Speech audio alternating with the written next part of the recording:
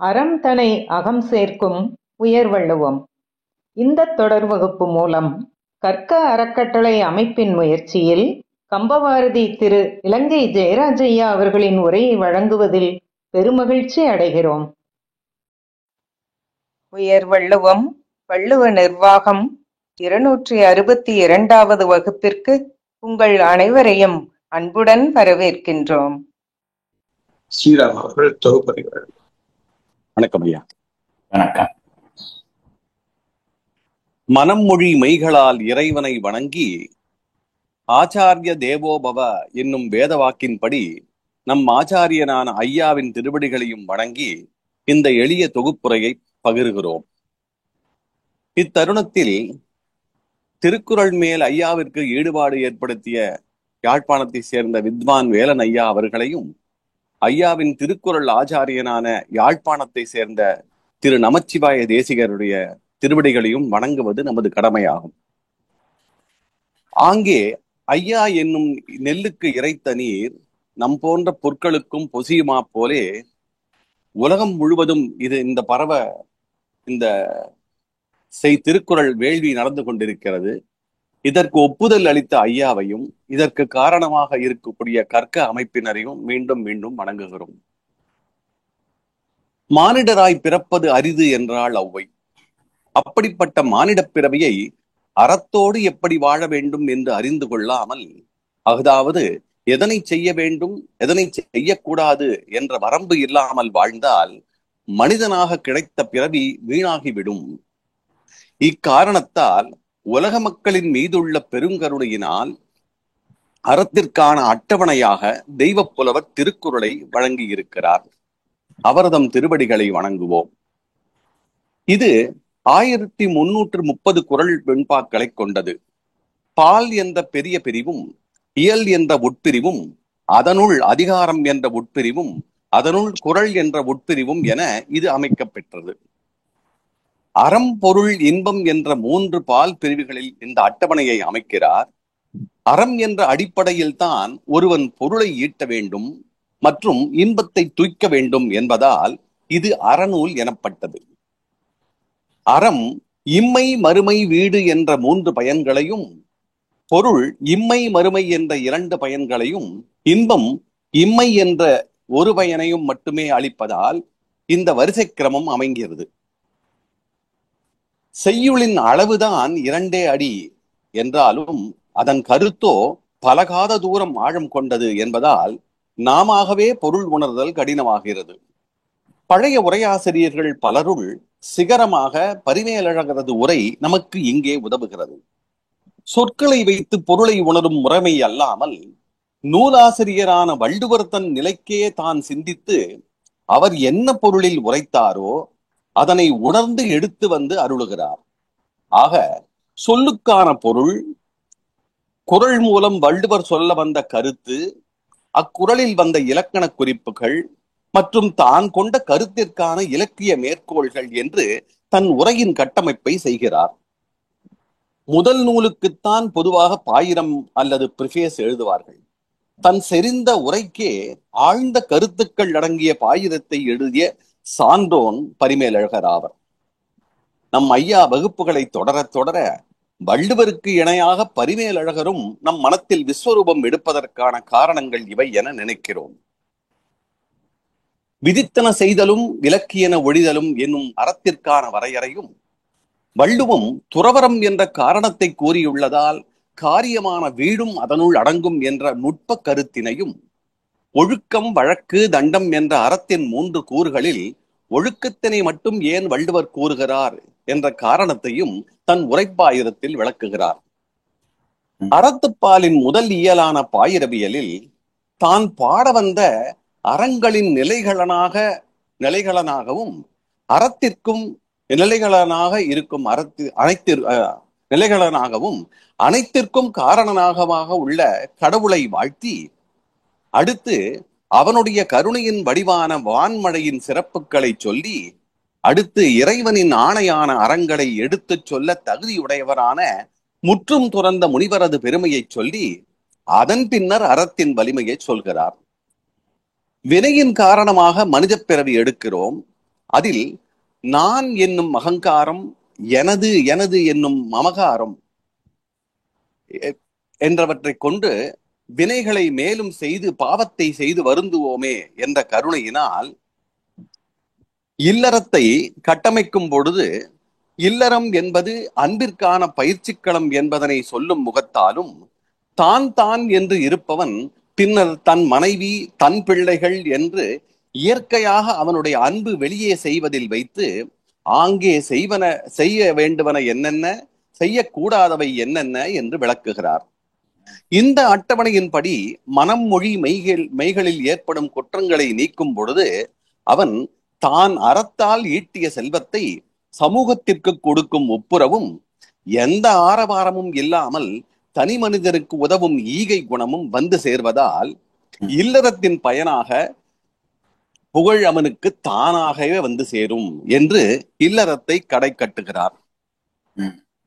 அவ்வாறு ஒப்புரவு மற்றும் ஈகையினால் தனது என்ற மமகாரம் இயற்கையாக நீங்கி விடுவதால் மீதம் இருக்கும் தான் என்ற அகங்காரத்தை ஒழிக்க துறவரத்தை சொல்லத் தொடங்குகிறார்.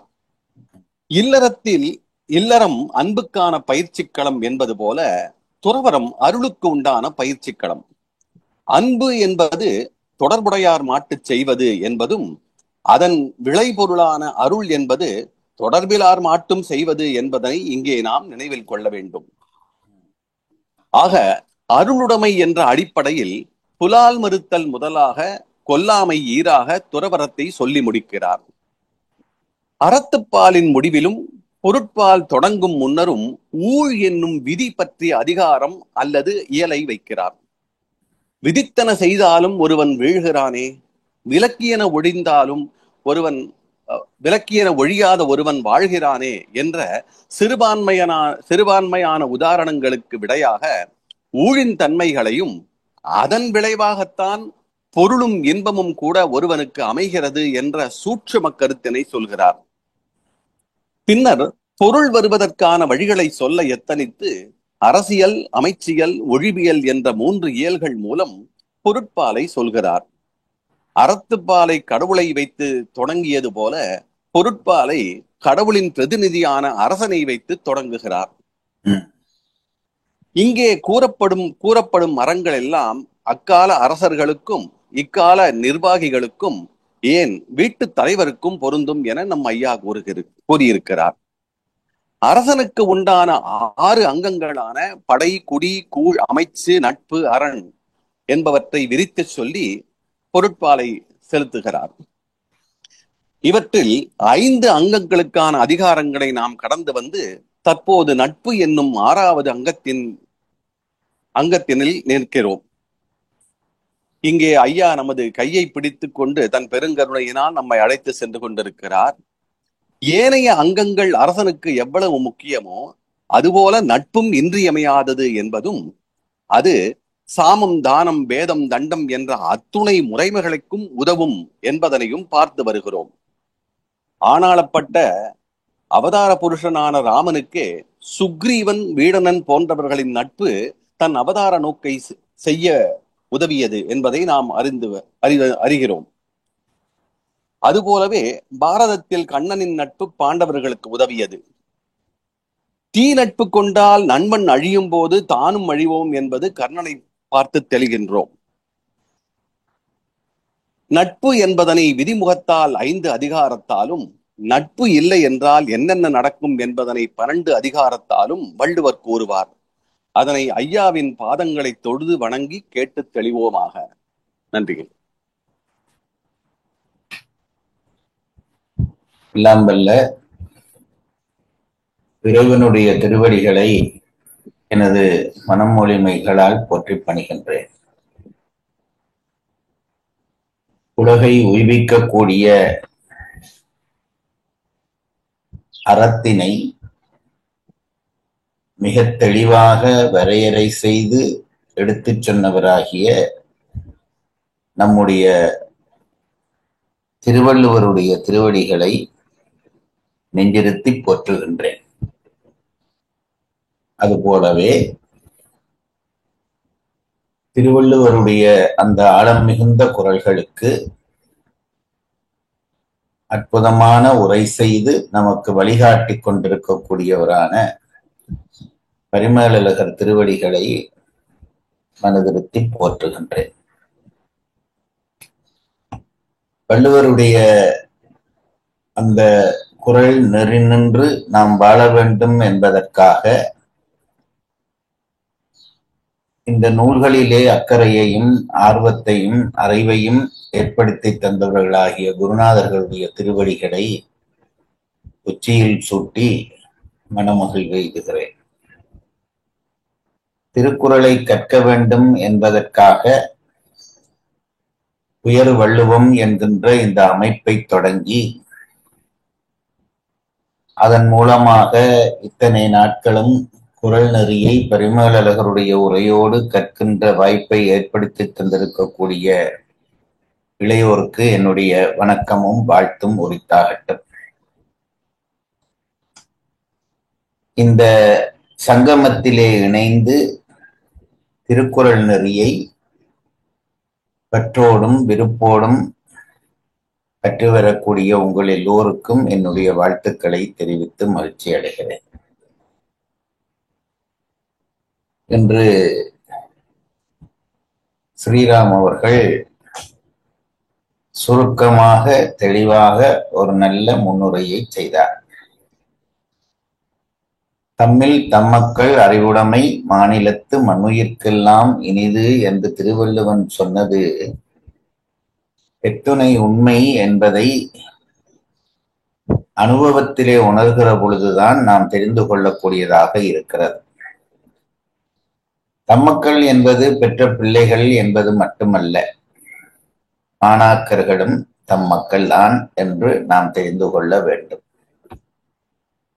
அந்த வகையிலே நீங்கள் எல்லோரும் செய்கின்ற அந்த அறிவு முயற்சி என்பது என்னை எல்லையற்ற மகிழ்ச்சி கொள்ளச் செய்கிறது. இன்றைக்கு அதாவது அறிவினுடைய தெளிவுக்கு என்ன அடையாளம் என்று கேட்டால் சுருக்கம் உண்டாகும். எப்படி விரித்து கொண்டு போவதுதான் அறிவு என்று நாம் பல பேர் நினைக்கிறோம். அப்படி இல்லாமல் சுருங்க கற்பதிலேயும் ஒரு சந்தோஷம் இருக்கிறது, அல்லது கற்றலினுடைய தெளிவு சுருக்கத்திலேதான் வெளிப்படுகிறது என்கின்ற உண்மையை இன்றைய ஸ்ரீராமுடைய தொகுப்புரையிலே கண்டுகொண்டேன். மிக தெளிவான ஒரு தொகுப்புரையை செய்தார். பெரும்பாலும் ஒன்றும் விடுபடாமல் எல்லா செய்தியையும் தொகுத்து தந்தார். ஒரே ஒரு செய்தியை வேண்டுமானால் இன்னும் அதிலே சேர்த்து கொள்ளலாம் என்று கருதுகிறேன். வேறொன்றும் இல்லை. ஊழ் என்று வருகிற பொழுது தனியே நாம் அறத்தின் வழி போகாதவர்களுக்கு நல்வாழ்வும் அறத்தின் வழி போகிறவர்களுக்கு வாழ்வில் குறைகளும் ஏற்படுவது ஏன் என்பதற்கான விளக்கம் மட்டுமாக ஊழ் அமையவில்லை. அந்த ஊழ் என்ற அதிகாரத்தையும் ஊழ் என்கின்ற இயலையும் வள்ளுவர் கொண்டு வைத்திருக்கக்கூடிய இடம் என்பது மிக முக்கியமானது. அறத்தின் பாலினுடைய நிறைவிலும் பொருட்பால் காமத்துப்பாலினுடைய தொடக்கத்திலும் வைத்திருக்கிறார். அதை ஸ்ரீராம் சொன்னார். அதிலே இருந்தும் நமக்கு ஒரு செய்தி கிடைக்கிறது. அறத்தினுடைய விளைவுதான் ஊழ். அறமீறலும் அறத்தை செய்வதும் தான் ஊழ். ஊழினுடைய விளைவுதான் பொருளும் இன்பமும் என்கின்ற அந்த ஒரு செய்தியையும் இணைத்துக் கொண்டால் மிக பூரணமான ஒரு முன்னுரையாக இது அமைந்திருக்கிறது. ஸ்ரீராம் அவர்களுக்கு உங்கள் சார்பாக நன்றியையும் பாராட்டையும் தெரிவித்துக் கொள்கிறேன். சரியான இடத்திலே கொண்டு வந்து நம்மை நிறுத்தி இருக்கிறார். பொறுப்பாளுக்குள்ளே நுழைந்து அரசியலை ஓரளவு கற்று அதற்கு பிறகு அங்கவியலுக்குள்ளே நுழைந்து படை குடி கூழ் அமைச்சு நட்பு என்பவற்றிலே படை குடி கூழ் அமைச்சு அரண் ஆகியவற்றை கற்று இப்பொழுது நட்பு என்கின்ற பகுதிக்குள்ளே நாம் நுழைந்து நிற்கிறோம். நட்பு என்கின்ற அந்த பகுதி ஸ்ரீராம் சொன்னது போல இந்த இந்த இது வழக்கமாக வேலை செய்வது போல வேலை செய்யவில்லை தான். அது ஏன் என்று தெரியவில்லை. இந்த ஸ்ரீராம் மட்டும்தான் பெரிதாக தெரிகிறார். சரி, அது இருக்கட்டும். நீங்கள் இப்படியே பார்த்து படிக்கலாம். உங்களுக்கு யாராவது இதை திருத்தக்கூடியதாக இருந்தால் திருத்தி செய்யலாம், செய்ய முடியுங்கள். ஏதோ லாக் பண்ணி இருக்கிறது என்று ஸ்ரீராம் சொன்னீர்களே.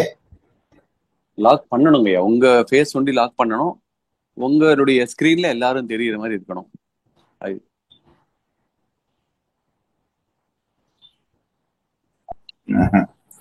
வழக்கமாக வரும், இன்றைக்கு வரவில்லை. சரி, இருக்கட்டும். நாளைக்கு எல்லாரும் முகமும் பார்த்து படிப்போம். நட்பு என்கின்ற அதிகாரத்துக்குள் அந்த அங்கத்துக்குள்ளே நாம் படித்து முடிக்க வேண்டிய பகுதியாக அதுதான் இருக்கிறது. நட்பு என்பதை 17 அதிகாரத்தாலே சொல்லுகிறார். நேர்முகமாக 5 அதிகாரம், எதிர்மறை முகமாக 12 அதிகாரமாக சொல்லுகிற அந்த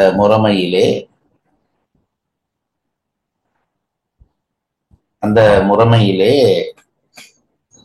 திருவள்ளுவர் 17 அதிகாரத்தை நட்புக்கென்று ஒதுக்குகிறார் என்பது பரிமேலழகருடைய கருத்தாக இருக்கிறது. பல பேருக்கு அது புரியாமல் அது பற்றி என்னென்னவோ சொல்கிறார்கள். நான் உங்களுக்கு விளக்கப்படுத்தி இருக்கிறேன். நட்பு எத்தனை வகைப்படும் என்பது போன்ற விஷயங்களை எல்லாம் சொல்லுகிற பொழுது நட்பினுடைய முக்கியத்துவம், நட்பை எப்படி ஆராய்ந்து அமைத்துக் கொள்வது போன்ற விஷயங்கள் எல்லாம் நேர்முகத்துக்குள்ளே கொண்டு வந்து விடுகிறார். நேராக நட்பு என்று சொல்லப்படுகிற விஷயங்கள். எதிர்மறை முகமாக சொல்லுகிற பகுதியிலே என்ன செய்கிறார் என்றால், எப்படி நட்புக்கு எதிர்பகை, பகை எப்படி நமக்கு தீங்குகள் இழைக்குமோ அதுபோல தீங்கிழைக்கக்கூடிய பல விஷயங்களை அதை பகை என்று கொண்டு நட்பினுடைய மறுதலையாக கொண்டு அத்தகைய விடயங்களை எல்லாம் எதிர்மறை முகமான நட்பு சார்ந்த விடயமாக எடுத்துக்கொண்டு மொத்தம் 17 அதிகாரங்கள் என்று சொல்லி இருக்கிறார். நாங்கள் கிட்டத்தட்ட 8 குறள்கள் நட்பிலே படித்திருக்கிறோம் என்று நினைக்கிறேன். ஆமாங்க. வேண்டுமானால் 8 குறள்களையும் ஒரு தரம் வாசித்து விட்டு 9வது குறளுக்குள்ளே நாங்கள் நுழையலாம். அதிகார எண் 79. அதிகார தலைப்பு நட்பு. குறள் எண் 781. செயற்கரிய யாவுள நட்பின் அதுபோல் வினைக்கு அரிய யாவுள காப்பு. குறள் எண் 782. நிறை நீர நீரவர் கேண்மை பிறை மதி பின்னீர பேதையார் நட்பு.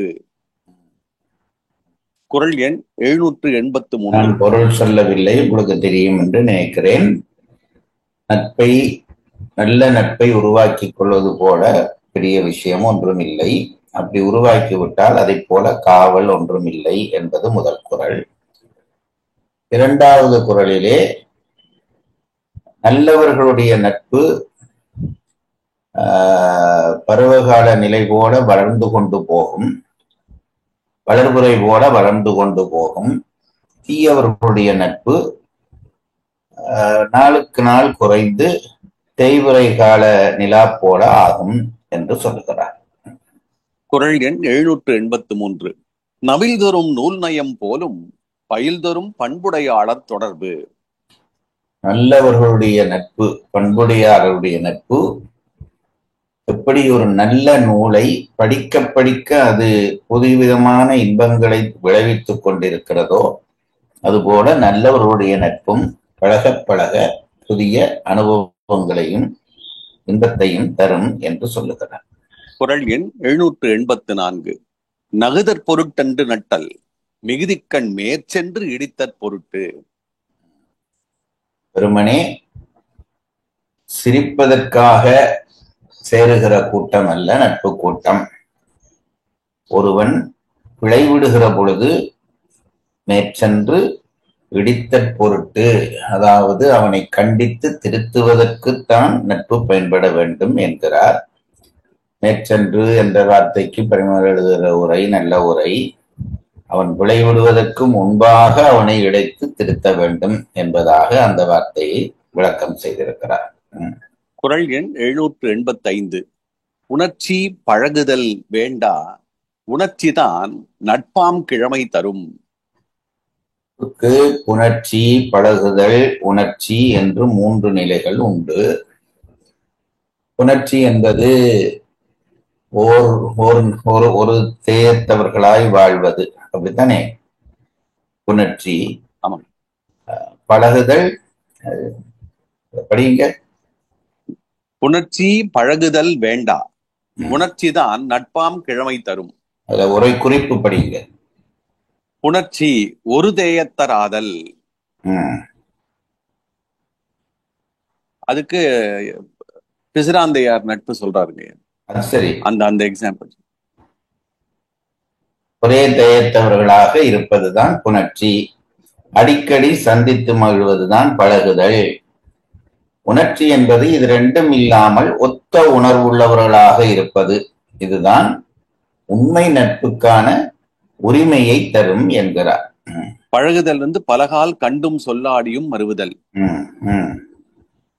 உணர்ச்சிக்கு தான் பிசிராந்தையார் கோப்பெருஞ்சோழன். குறள் எண் 786. முகம் நக நட்பது நட்பன்று, நெஞ்சத்து அகநக நட்பது நட்பு. மனே ஆளையால் சந்திக்கிற பொழுது முகத்தளவில் சிரித்து விட்டு போகக்கூடாது. நெஞ்சத்தின் அகத்தளவில் அடியளவில் இருந்து அந்த புன்னகை நகைப்பு வர வேண்டும். காணுகிற பொழுது ஏற்படுகிற மகிழ்ச்சியைத்தான் இங்கே நகை என்று சொல்லுகிறார். குறள் எண் 787. அழிவின் அவை நீக்கி ஆறு உய்த்து, அழிவின் கண் அல்லல் உழப்பதாம் நட்பு. நல்ல நட்பினுடைய கடமை அழிவின் அவை நீக்க வேண்டும், பிழைகள் நிகழாமல் காக்க வேண்டும், நல்ல வழியிலே செலுத்த வேண்டும், ஆரோய்த்து. இவை ரெண்டும் செய்தாலும் ஊழ் காரணமாக சில வேளைகளிலே நண்பனுக்கு துன்பம் வருகிற காலத்திலே அவனோடு சேர்ந்து அந்த துன்பத்தை அனுபவிக்க வேண்டும். இது 3ம் தான் நட்புக்கான விரைவிலக்கணங்கள் என்று சொல்கிறார். குறள் எண் 788. உடுக்கை இழந்தவன் கை போல ஆங்கே இடுக்கண் களைவதாம் நட்பு.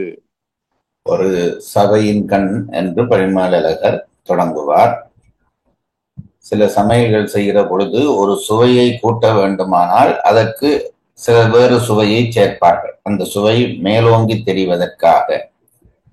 அதுபோல அவைன்கண் என்று தொடங்குவது அந்த உடுப்பு இடையை விட்டு கலருகிற பொழுது பொதுவாகவே அது தனியறையில் இருந்தாலும் கூட ஒரு கலருகிற உடையை கை தானாக பாய்ந்து பற்றும். அவையின்கண் என்றால் அதை கேட்கவே வேண்டாம் என்பதற்காக பரிமளகர் ஒரு அவையிலே நிகழ்வதாக சொல்லி எப்பொழுதும் மனதை விட கை முந்துவதில்லை, இங்கே மனதை விட கை முந்தி போய் அந்த உடையை பற்றி அவனுடைய மானத்தை காக்கும். அதுபோல ஒரு நண்பனும் இருக்க வேண்டும் என்கிறார். இதுவரைக்கும் நடத்தினீங்க பழைய பாடம். புதிய பாடம். குறள் எண் 789. நட்பிற்கு வீற்று இருக்கை யாது எனின், கொட்பின்றி ஒல்லும் வாய் ஊன்றும் நிலை. உரை. நட்பிற்கு வீற்றிருக்கை யாது எனின், நட்பிற்கு அரசு இருக்கை யாது எனின், கொட்பு இன்றி ஒல்லும் வாய் ஊன்றும் நிலை. அஃது எஞ்ஞான்றும் திரிபின்றி இயலும் எல்லை எல்லாம் அறம்பொருள்களில் தளராமை தாங்கும் திண்மை. வீற்றிருக்கை என்ற சொல்லுக்கு அரசிருக்கை என்று அர்த்தம். அந்த வீற்றிருக்கை அதுபோல கொட்பு என்ற சொல்லுக்கு திரிவு என்று அர்த்தம். இந்த குறளிலே நமக்கு இடர் தரக்கூடிய 2 சொற்கள். வீற்றிருக்கை என்றால் அரச சிம்மாசனத்தில் இருப்பது போன்ற அந்த நிலையை விளங்கப்படுத்துவது. திரிவு, கொட்பு என்பது திரிவு. இனி குறளை திருப்பி படியுங்கள். நட்பிற்கு வீற்றிருக்கை யாதெனின், கொட்பின்றி ஒல்லும் வாய் ஊன்றும் நிலை. உரை. நட்பிற்கு வீற்றிருக்கை யாது எனின், நட்பினுக்கு அரசிருக்கை யாது எனின். நட்பினுக்கு நட்பு இதுவரைக்கும் நட்பை சொல்லிக் கொண்டு வந்து விட்டார். இப்பொழுது அந்த நட்பினுடைய உச்சம், அதாவது ஒருவனுக்கு ஒரு ஏதாவது ஒரு பண்புக்கு இதுதான் அதி உச்சமான நிலை என்பதை சொல்வதற்குத்தான் இந்த வீற்றிருக்கை என்று சொல்லுகிறார். அரச இருக்கை நட்புக்கு எது என்பதை விளங்கப்படுத்த போகிறார். நட்புக்கு வீற்றிருக்கை யாதெனின், கொட்பு இன்றி ஒல்லும் வாய் ஒன்றும் நிலை. அஃது எஞ்ஞான்றும் திரிவின்றி இயலும் எல்லை எல்லாம் அறம் பொருள்களில் தளராமை தாங்கும் திண்மை. கொட்பின்றி எஞ்ஞான்றும் திரிவின்றி இயலும் எல்லை எல்லாம் குரல் பெரிய சொல்லுங்க. கொட்பின்றி ஒல்லும் வாய் ஒன்றும் நிலை. ஒல்லும் வாய் ஒன்றும் நிலை. இனி வாசிங்க. கொட்பு இன்றி ஒல்லும் வாய் ஒன்றும் நிலை. அஃது எஞ்ஞான்றும் திரிவின்றி இயலும் எல்லை எல்லாம் அறம்பொருள்களில் தளராமை தாங்கும் திண்மை. ஒரு நண்பனை அவன் அறத்திலே பொருளிலே வழுவுகிற பொழுதெல்லாம் வழுவாமல் அவனை தாங்கி நிற்க வேண்டும். அதிலும் எப்போதும் தாங்கி நிற்க வேண்டும். நான் வழக்கமாக சொல்வதுதான், நான் போன புதன்கிழமை என் நண்பனுக்கு இப்படி இருந்தேன் என்று சொல்வதிலே பெருமை ஒன்றும் இல்லை. எப்பொழுதும் ஒரே மாதிரி இருக்க வேண்டும். ஆகவேதான் அதை அவர் அழுத்தி சொல்லுகிறார். கொட்பின்றி என்பதற்கு எஞ்ஞான்றும் என்று பொருள் கொள்ள வேண்டும். அறத்திலும் பொருளிலும் வழுவுகிற பொழுது அவனை தாங்கி நிற்க வேண்டும். இன்பத்தை ஏன் சொல்லவில்லை என்றால், இன்பத்திலே நின்று யாரும் வழுவ மாட்டார்கள். அது தானாகவே நிற்கத்தான் விரும்புவார்கள். அறத்திலும் பொருளிலும் நின்றுதான் வழுவுவதற்கு வாய்ப்பு இருக்கிறது என்றபடியால் அறம் பொருள்களில் வழுவுகிற பொழுது அவனை அதில் வழுவ விடாமல் எஞ்ஞான்றும் திரிவின்றி தாங்கி நிற்கிற நிலையைத்தான் உண்மையிலே நட்புக்கான வீற்றிருக்கையாக கொள்ள வேண்டும் என்று சொல்கிறார். நட்பிற்கு வீற்றிருக்கை யாதெனின், நட்பினுக்கு அரசிருக்கை யாதெனின், கொட்பு இன்றி ஒல்லும் வாய் ஒன்றும் நிலை. அஃது எஞ்ஞான்றும் திரிவின்றி இயலும் எல்லை எல்லாம் அறம்பொருள்களில் தளராமை தாங்கும் திண்மை. அறம்பொருள்களில் தளராமல் தாங்கும் திண்மை என்றார். அந்த உறுதியோடு இருக்க வேண்டும். அதுதான் நட்புக்கான வீற்றிருக்கை என்கிறார். உரைக்குறிப்பு. ஒருஞான்றும் வேறுபடாது மறுமை இம்மைகட்கு உறுதியாய அறம்பொருள்களில் தளர்ந்துழி அத்தளர்ச்சி நீக்கி அவற்றின் கண் நிறுத்துதற்கு மேல் ஒரு செயலும் இன்மையின் அதனை நட்பிற்கு முடிந்த எல்லை என்றார். ஒரு விஷயத்தை சொல்லுகிற பொழுது இது இந்த அளவானது, இது இந்த அளவானது, இது இந்த அளவானது என்று சொல்லிக் கொண்டு போகிற பொழுது இதுக்கு மேலே ஒன்றும் இல்லை என்று ஒரு இடம் பெறும் அல்லவா, அந்த இடத்தை தான் நாங்கள் அரசிருக்கை என்று சொல்லுகிறோம். அரசனுக்கு மேலே சட்டம் போடுறதுக்கு ஒருத்தரும் இல்லை. கீழே இருக்கிறவனுக்கு சட்டம் போடலாம், அமைச்சனுக்கு சட்டம் போடலாம். அரசன் என்று வந்து விட்டால் அவன் சொல்றதுதான் சட்டம். அதுதான் அந்த கடைசி நிலை. அதுபோல நட்பினுக்கு கடைசி நிலை என்ன என்பதைத்தான் இந்த குறளிலே விளங்கப்படுத்துகிறார். அறம்பொருள்களிலே வழுவுகிற சூழ்நிலை வருகிற பொழுது அந்த அவனை வலுவாமல் தாங்க வேண்டும், திண்மையோடு தாங்க வேண்டும், எஞ்ஞான்றும் தாங்க வேண்டும் என்பதுதான் இந்த குறளினுடைய அர்த்தம். உரை குறிப்பை திருப்பி படியுங்கள். ஒரு ஞான்றும் வேறுபடாது மறுமை இம்மைகட்கு உறுதியாய அறம்பொருள்களில் தளர்ந்துழி அத்தளர்ச்சி நீக்கி அவற்றின் கண் நிறுத்துதற்கு மேல் ஒரு செயலும் இன்மையின் அதனை நட்பிற்கு முடிந்த எல்லை என்றார். இம்மையிலே நாங்கள் வாழ்வதற்கு பொருள் தேவை, மறுமையிலே நாம் சிறப்பதற்கு அறம் தேவை. ஆகவேதான் அறமும் பொருளும் தேவை என்கிறார். இந்த ரெண்டு விஷயத்திலே வழுவுகிற பொழுது ஒருவன் கூட எப்பொழுதும் இருந்து உறுதியோடு நண்பனை காக்க வேண்டும்.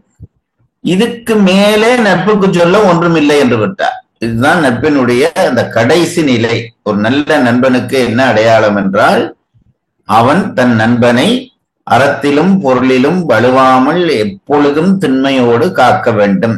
இதற்கு மேல் ஒரு நிலை இல்லை என்றபடியால் இதைத்தான் வீற்றிருக்கை என்று சொல்கிறார் என்கிறார். குறள் எண் 789 மறுவாசிப்பு. நட்பிற்கு வீற்றிருக்கை யாதெனின் கொட்பின்றி ஒல்லும் வாய் ஊன்றும் நிலை. உரை: நட்பிற்கு வீற்றிருக்கை யாதெனின், நட்பினுக்கு அரசு இருக்கை யாது எனின், கொட்பு இன்றி ஒல்லும் வாய் ஊன்றும் நிலை. அஃது எஞ்ஞான்றும் திரிபின்றி இயலும் எல்லை எல்லாம் அறம்பொருள்களில் தளராமை தாங்கும் திண்மை. உரைக்குறிப்பு: ஒருஞான்றும் வேறுபடாது மறுமை இம்மைகட்கு உறுதியாய அறம்பொருள்களில் தளர்ந்தொழி அத்தளர்ச்சி நீக்கி அவற்றின் கண் நிறுத்துதற்கு மேல் ஒரு செயலும் இன்மையின் அதனை நட்பிற்கு முடிந்த எல்லை என்றார். வாசிக்கிற பொழுது நிறுத்துவதற்கு மேல் ஒரு செயலும் இன்மையின், அப்படி படித்தா என்ன தெளிவா இருக்கு. சரி. குறள் எண் 790.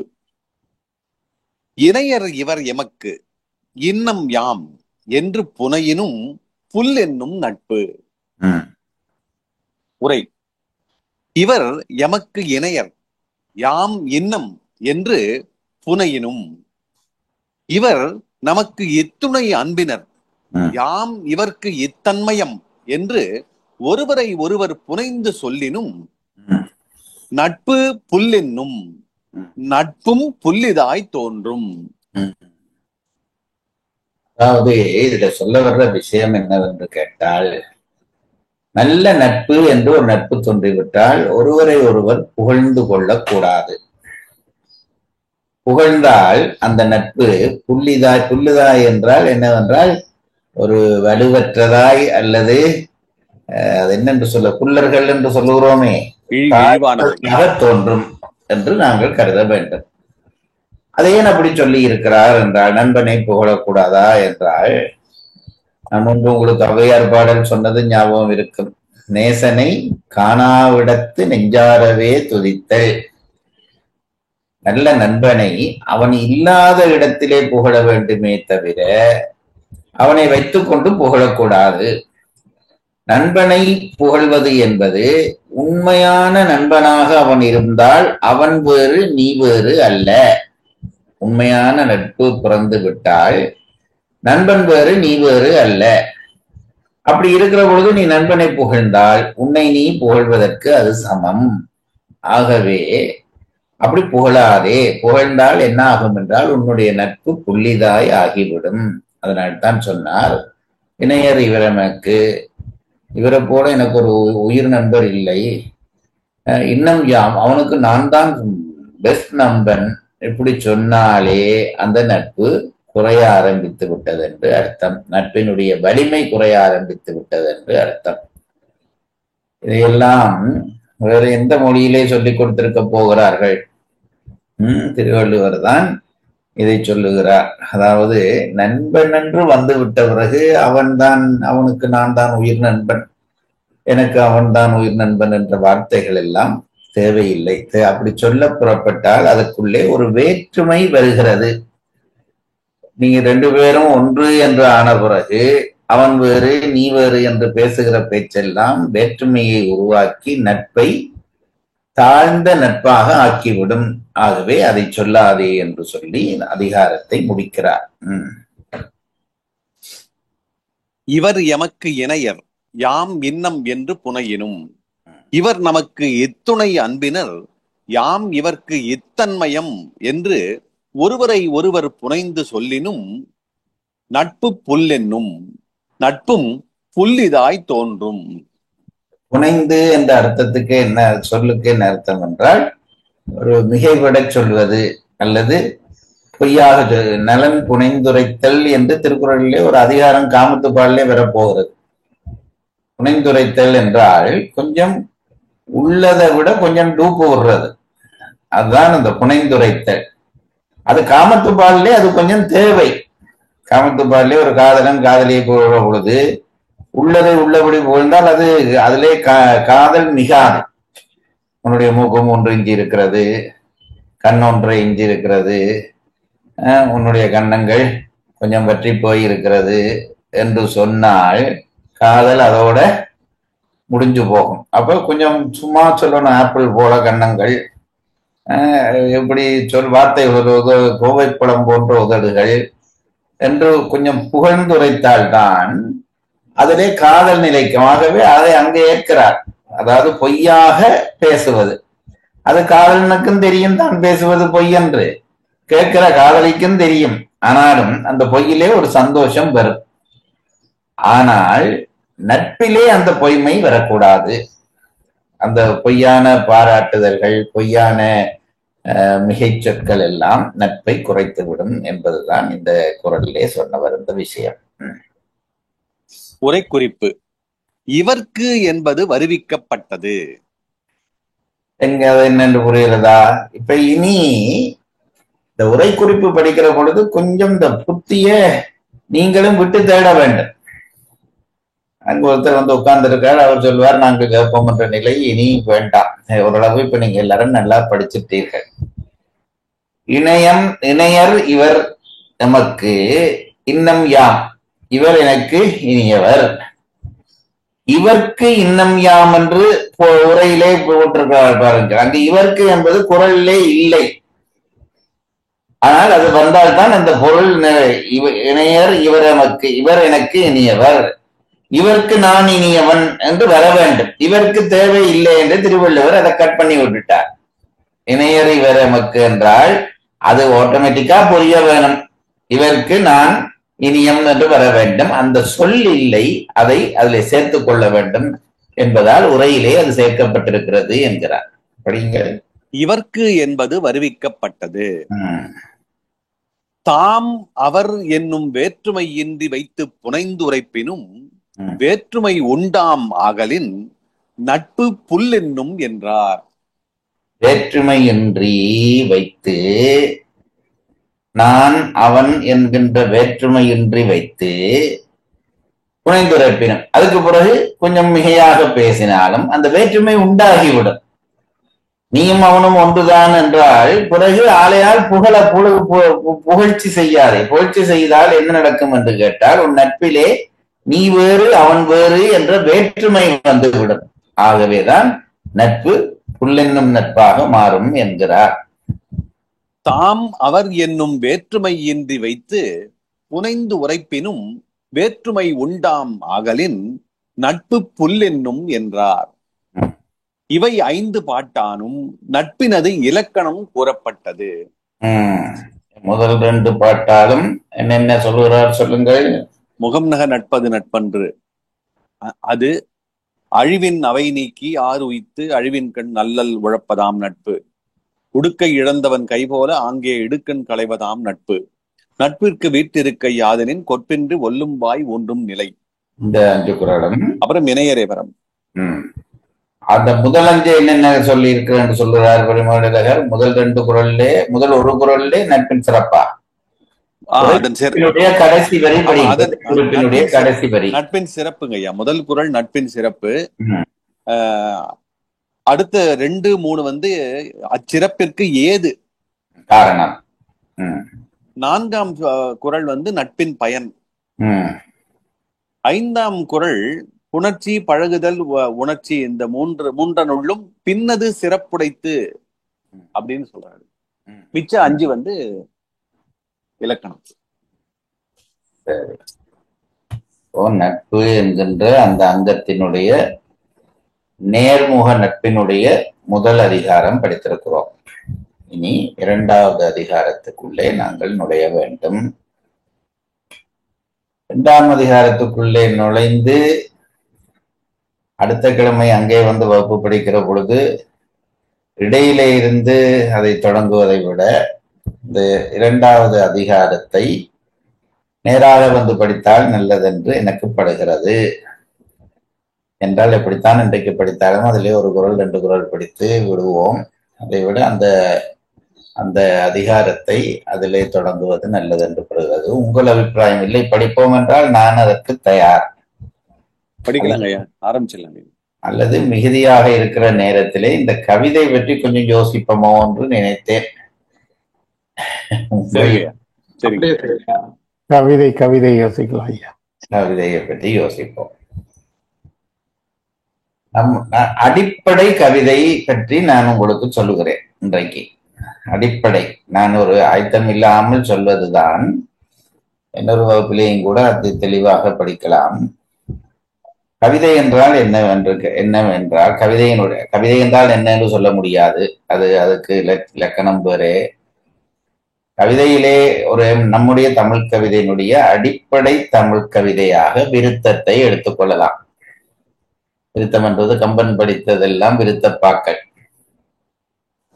பெரும்பாலும் ஒரு கவிதை, விருத்த கவிதை என்பது 4 வரிகளை கொண்டதாக இருக்கும். உங்கள்கிட்ட கையிலே ஒரு பேனை பேப்பர் இருந்தால் கூட நல்லது. இதெல்லாம் எழுதுவதற்கல்ல, நான் இனி சொல்ல போறதிலே எழுதுறதுக்கு 4 அடிகள் தான். சில நேரத்தில் அப்ப கம்பன் பாடல்கள்ல புத்தகத்திலே 8 அடியிலே போட்டிருக்கிறார்கள் என்றால் 4 அடிகள் அது எழுதினால் 4 அடிகள் எழுதினால் நீளமாக இருக்கும் என்பதற்காக அதை பிரித்து 8 அடியாக எழுதுவது.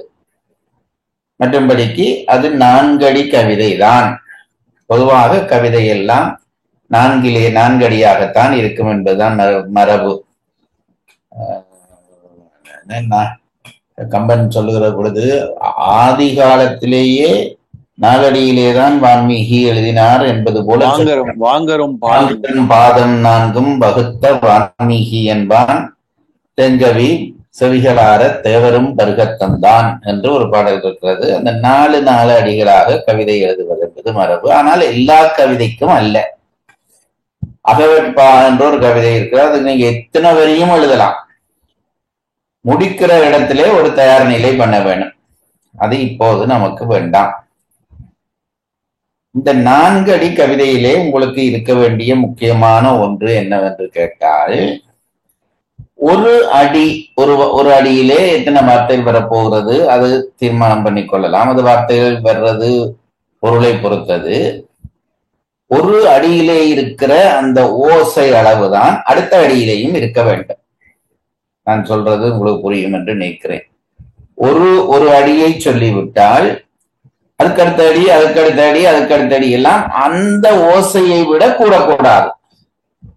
இப்ப நான் உங்களுக்கு சொல்றேன் பாருங்கள். மந்திரமாவது நீரு, வானவர் மேலது நீரு, சுந்தரமாவது நீரு, துதிக்கப்படுவது நீரு, தந்திரமாவது நீரு, சமயத்தில் உள்ளது நீரு, செந்துவர் வாயுமை பங்கன் திரு ஆளவாயான் திருநீரே.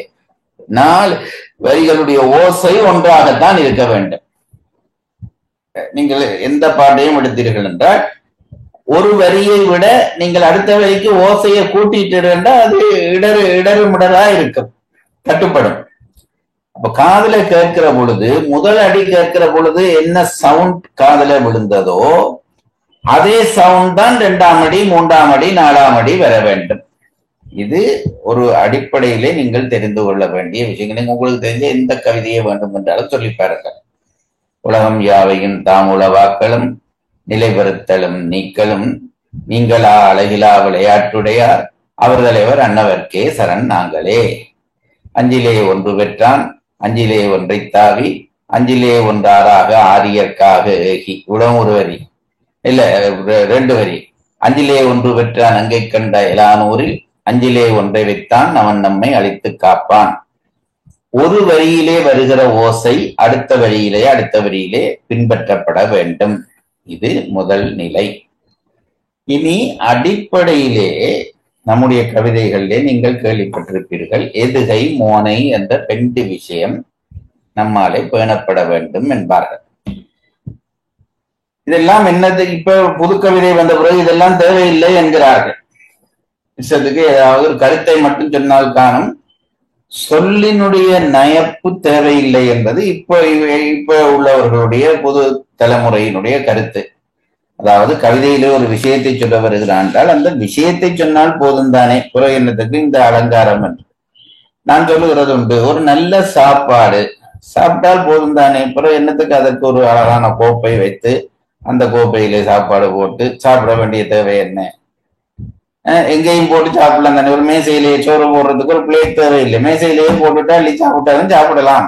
ஆனால் அதற்கென்று ஒரு இடம் வைத்து சாப்பிடுவது போல ருசி வராது. அதுபோல நல்ல கருத்தை நல்ல சொற்களிலே நல்ல ஓசையோடு சேர்த்து சொல்லுகிற பொழுது வருகிற சுகம் என்ற ஒரு சுகம் இருக்கிறது.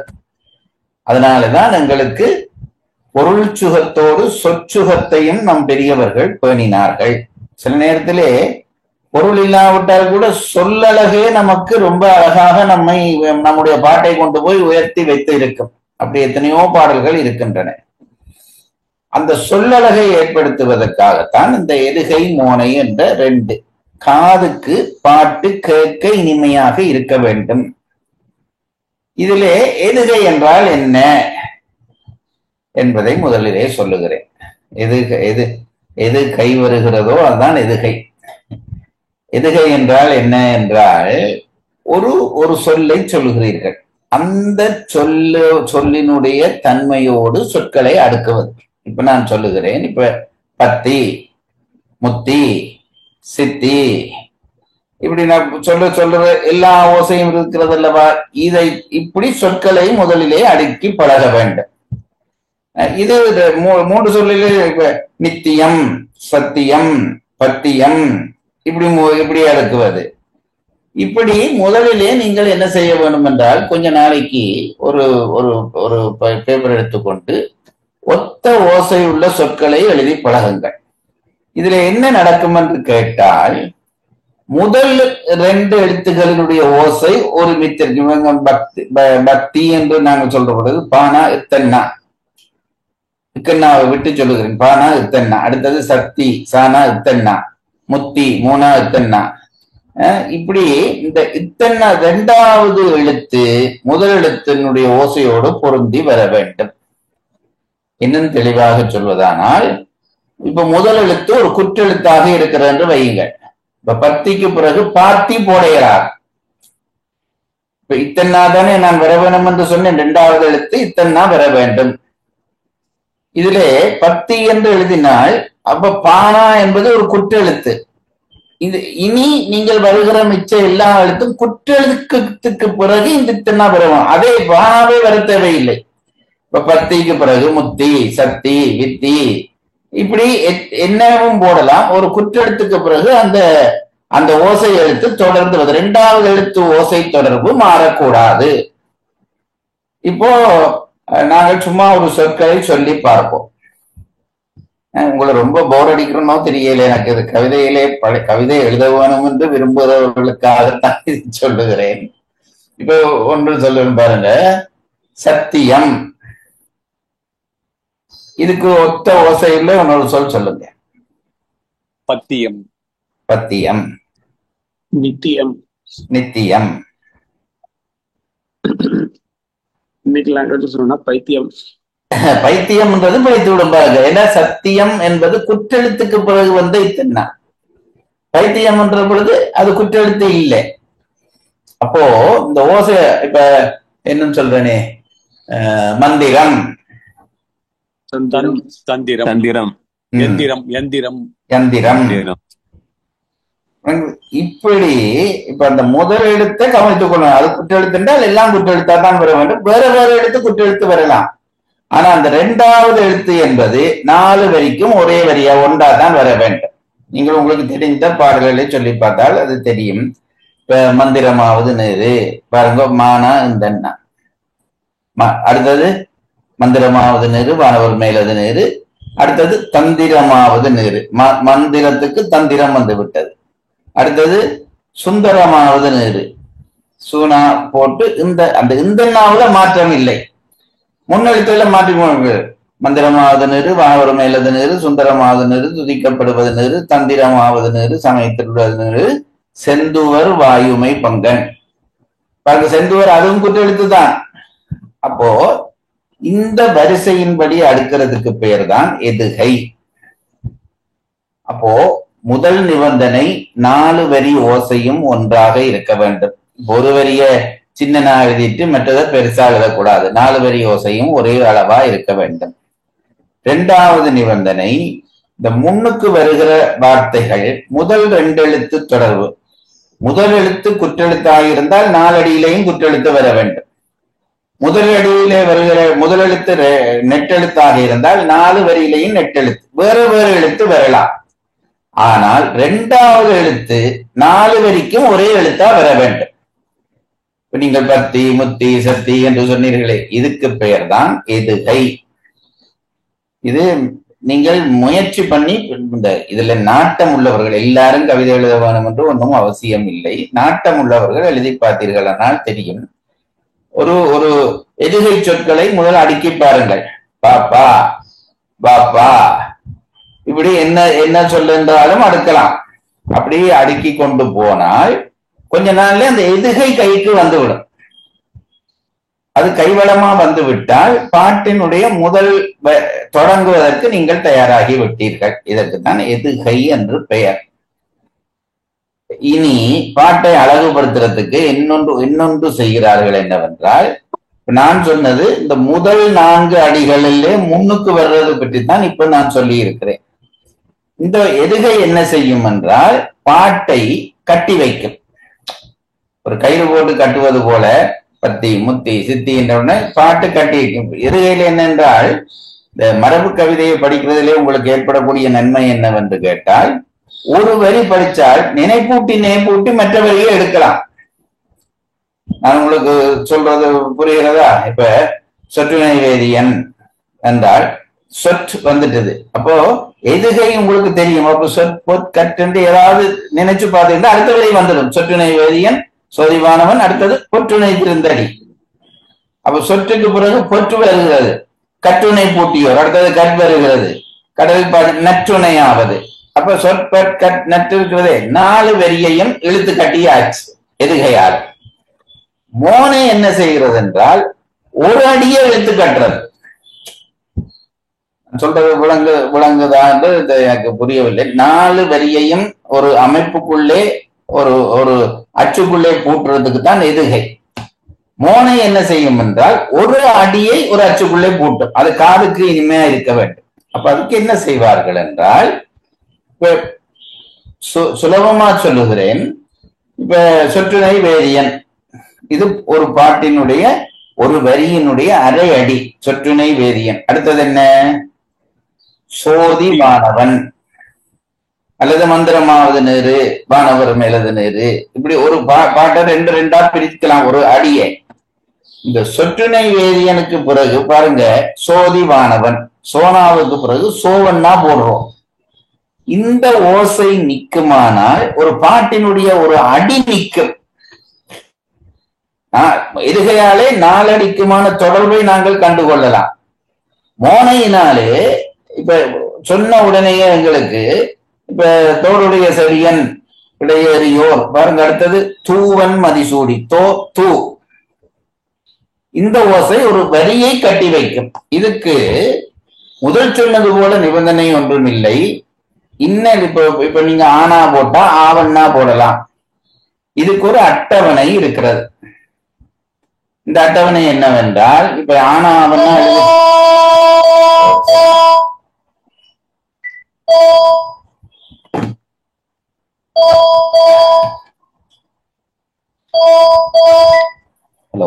ஹலோ நான் கிளாஸ்ல எடுத்துருக்கேன். பிறகு நான் அந்த அட்டவணையை உங்களுக்கு அடுத்த அந்த நேரா வகுப்புல அதை காட்டி தர்றேன். அதுதான் உங்களுக்கு சுலபமாக இருக்கும். இப்போதைக்கு நீங்கள் ஒரு அடி போல இன்னொரு அடி நீங்கள் சும்மா வசனமாவது எழுதுங்கள். 2வது, இந்த எதுகை சொற்களை அடுக்கி எழுதி பழகுங்கள். நீங்கள் தேவாரங்கள், திருவாசகங்கள், நம்முடைய மரபு கம்பன் பாட்டை எடுத்து புத்தகம் இருந்தா திறந்து பாருங்கள். என்ன அழகாக அந்த முன் சொற்களை பொருந்த அடுக்கி இருக்கிறார்கள் என்று தெரியும். அப்படி அதுலதான் பிறகு அது ஒரு பயிற்சி வந்து விட்டால் பிறகு ரொம்ப கெட்டித்தனமா இந்த சொற்களை அடுக்கலாம். ஒரு முறை ஒரு இஸ்லாமிய கவிஞருக்கு